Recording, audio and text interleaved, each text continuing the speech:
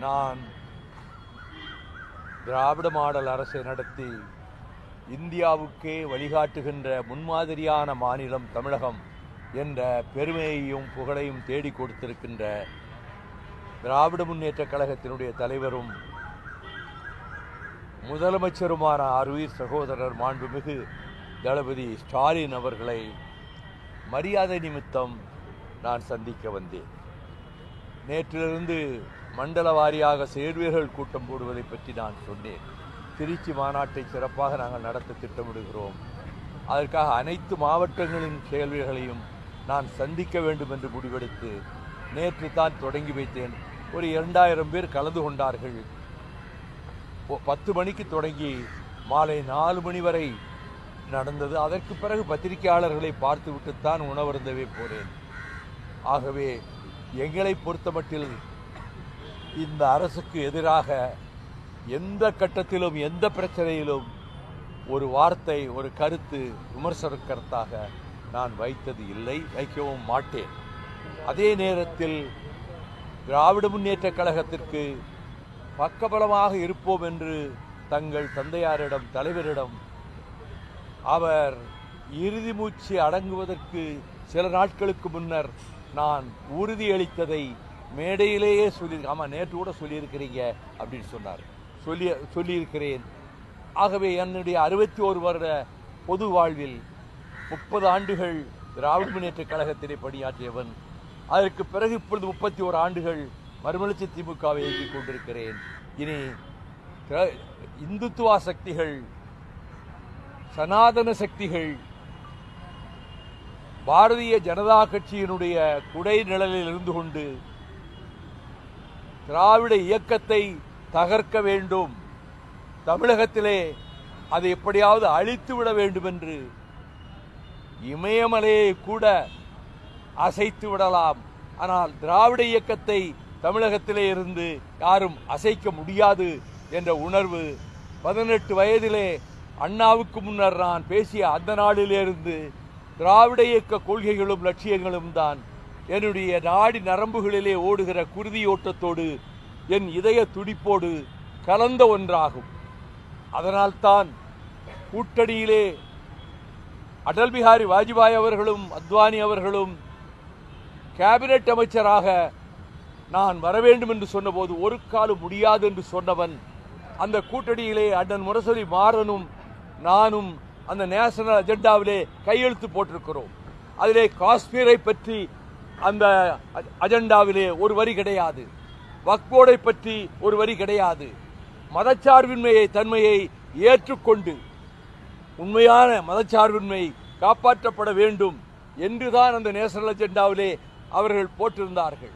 நான் நாடாளுமன்றத்திலே அதை எடுத்து காட்டி என்ற பெட்டியில் எப்பொழுதும் இருக்கும் நேஷனல் அஜெண்டா. ஆகவே நம்முடைய கொள்கைகளுக்கு விரோதமாக வாஜ்பாய் அரசு இருந்தபோது அவர்கள் செல்லவில்லை. ஆனால் நரேந்திர மோடியோடு அவர்களுடைய கட்சியோடு கூட்டு வைத்த பின்னர் அவர் குஜராத் பயணம் போயிருக்கிறார். எனக்கு செய்தி வருகிறது, கொலைகார ராஜபக்சேவை அவர்கள் பிரதம மந்திரி பதவி பிரமாணம் எடுக்கின்ற அந்த நிகழ்ச்சிக்கு அழைப்பு கொடுத்திருக்கிறார்கள் என்ற செய்தி வந்தது. உடனே நான் மின்னஞ்சலிலே ஒரு 3 பக்கம் கடுமையாக விமர்சித்து நான் தலைமை அமைச்சருக்கு அனுப்பினேன். அவர் குஜராத்தில் இருந்தார். மறுநாள் அவர் டெல்லி வந்துவிட்டு உடனே எனக்கு அழைப்பு விடுத்தார். நான் குஜராத் பவனுக்கு நானும் கணேசமூர்த்தியும் சென்றோம். அவரும் பக்கத்திலே அமித்ஷாவும் உட்கார்ந்திருந்தார்கள். அவர் சொன்னார், நீங்கள் குஜராத்திலே வந்து மத நல்லிணக்கத்தை பற்றி நீங்கள் ஆங்கிலத்திலே பேசியதை நான் தான் குஜராத்தி மொழியிலே மொழிபெயர்த்தேன், உங்களுக்கு ஞாபகம் இருக்கா என்று கேட்டார். அதை எப்படி மறக்க முடியும்? முரளி மனோகர் ஜோஷி வந்து நான் இந்தியில் டிரான்ஸ்லேட் பண்ணப்ப அவரை திருப்பி அனுப்பிட்டு நீங்க டிரான்ஸ்லேட் பண்ணீங்க, அதெல்லாம் இருக்கட்டும். இப்ப எங்க நெஞ்சில குத்திட்டீங்களே, முதுகிலே இல்ல நெஞ்சிலேயே குத்திட்டீங்களே தமிழர்களுக்கு. நீங்க அந்த கொலகார பாவிய இசை பிரியாவை கற்பழித்து நாசமாக்கிய ராணுவ வீரர்கள் கொட்டமடித்ததை சேனல் 4 உலகமெல்லாம் காட்டியதே அந்த கொலைகாரனை, 8 தமிழர்களை நிர்வாணமாக நிற்க வைத்து சுட்டுக் கொண்ட அந்த கொலைகாரனை, 1,37,000 பேர் அப்பாவி மக்கள், ஆயுதம் ஏந்தாத மக்களும் அவர்கள் வன்னி காட்டிலே அந்த வழியாக வருகிற அவர்களை அனைவரையும் சுட்டு படுகொலை செய்து ஆயிரக்கணக்கான பெண்களை கற்பழித்து நாசம் செய்து இன்றைக்கு 90,000 விதவைகள் ஈழத்திலே தமிழ் பெண்கள் இருக்கிறார்கள்.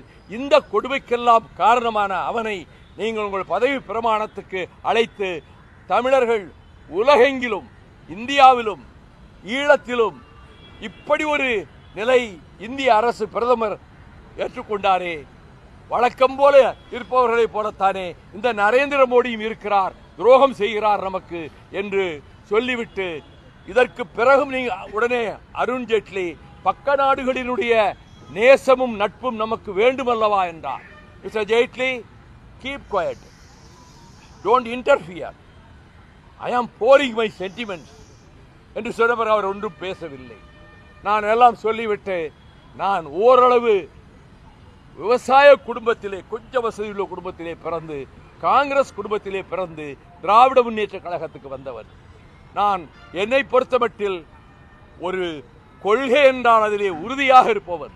அது இந்தியை எதிர்ப்பதாக இருந்தாலும் சரி, ஈழ விடுதலை புலிகளை ஆதரிப்பதாக இருந்தாலும் சரி, ஸ்டெர்லைட்டை விரட்டி அடிப்பதாக இருந்தாலும் சரி, தமிழ்நாட்டு திட்டங்களை பாதுகாப்பதாக இருந்தாலும் சரி, உறுதியாக இருப்போம் நாங்கள்.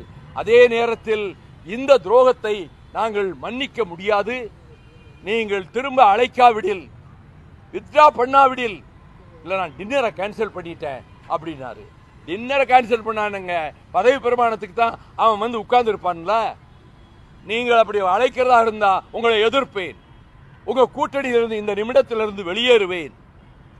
டெல்லியிலே வந்து பாராளுமன்றத்துக்கு எதிரே ஜந்தர் மந்தரில் நாங்கள் கருப்பு கொடி போராட்டத்தை நடத்துவோம் என்று அறிக்கையாகவே கொடுத்தேன். இங்கிருந்து 500 பேர் வந்தார்கள். பிரதமர் பதவி பிரமாணம் எடுக்கிற அன்று இந்தியாவில் எந்த கட்சியும் அதை எதிர்க்கவில்லை. எதிர்த்தொரு போராட்டமோ கருப்பு கொடியோ காட்டவில்லை. நாங்கள் 500 பேரும் 1 மணி நேரம் கடுமையாக நான் பேசி ஆங்கிலத்தில் முழக்கங்கள் எழுப்பி பின்னர் கைது செய்யப்பட்டு பார்லிமெண்ட் போலீஸ் ஸ்டேஷன் வளாகத்துக்குள்ளே நாங்கள் அடைக்கப்பட்டோம். அந்த ஐஜி என்னை மிக மரியாதையாக நடத்தினார். அப்பொழுதுதான் சொன்னேன், பகத்சிங் பாராளுமன்றத்திலே வெடிகுண்டு வீசிவிட்டு இங்கேதான் கொண்டு வந்து அடைத்து வைத்திருந்தார்கள், எனக்கு தெரியும், படித்திருக்கிறேன், அந்த அறை பூட்டப்பட்டே இருக்குமாம், அதை திறந்து காட்ட சொல்லுங்கள் என்றேன். உடனே அவர் சூப்பரண்டை அழைத்து அந்த ரூமை திறந்து அவரை வைகோவை உள்ள அனுப்புங்க. அந்த கதவை திறந்தார்கள். நான் உள்ளே சென்று மண்டியிட்டு அமர்ந்து, இந்த இடத்திலே தானே அன்றைக்கு பகத்சிங் அடைக்கப்பட்டு இருந்திருப்பார். ஆகவே அந்த வீரன் பெயரை சொன்னாலே நாடி நரம்புகளே மின்சாரம் பாயுமே, அந்த வீரனை போல வாழ்க்கையில் லட்சியத்திற்காக கொள்கைக்காக நாம் வாழ வேண்டும். அஞ்சக்கூடாது, பயப்படக்கூடாது. எது நேரினும் எவ்வளவு கடுமையான சோதனைகள் வந்தாலும் நம்மோடு இருக்கிற லட்சோப லட்சம் தொண்டர்கள் எந்த பதவியும் இல்லை என்றாலும் அவரே தனக்கு வந்த கேபினட் மந்திரி வேண்டாம் என்று சொன்னவர் தானே, நமக்கு எதற்கு பதவி என்ற உணர்வோடு தமிழகம் பூராவிலும் இருக்கிறார்கள். அவர்களிடத்திலே நேற்றைக்கு கூட்டத்திலே கூட விரிவாக பேசினேன். அதே நேரத்தில் திராவிட முன்னேற்ற கழகம் தனிப்பெரும்பான்மை பெறும், சிங்கிள் மெஜாரிட்டி, அப்சல்யூட் மெஜாரிட்டி. எந்த கூட்டணி கட்சிகளினுடைய எம்எல்ஏக்கள் ஓட்டு இல்லாமலே திமுக எம்எல்ஏக்களே ஓட்டு போட்டு முதலமைச்சரை தேர்ந்தெடுக்கிற அளவுக்கு வெற்றியை வருகிற தேர்தலில் திமுக கூட்டணி மாபெரும் வெற்றி பெறும். அதில் திமுக தனி மெஜாரிட்டி பெறுகிற அளவுக்கு அவர்கள் வெற்றி பெறுவார்கள். ஆகவே கூட்டணி அரசு என்ற எங்களை பொறுத்தமட்டில் அந்த நோக்கமும் இல்லை. அது சரியாக வருமா என்றால் பல பேர் சொல்வதை போல தமிழ்நாட்டு மக்கள் ஏற்றுக்கொள்ள மாட்டார்கள். ஆனால் கூட்டணி மாபெரும் வெற்றியை பெறும், திமுக தனி மெஜாரிட்டி பெறும் என்பதிலே நான் உறுதியாக இருக்கிறேன்.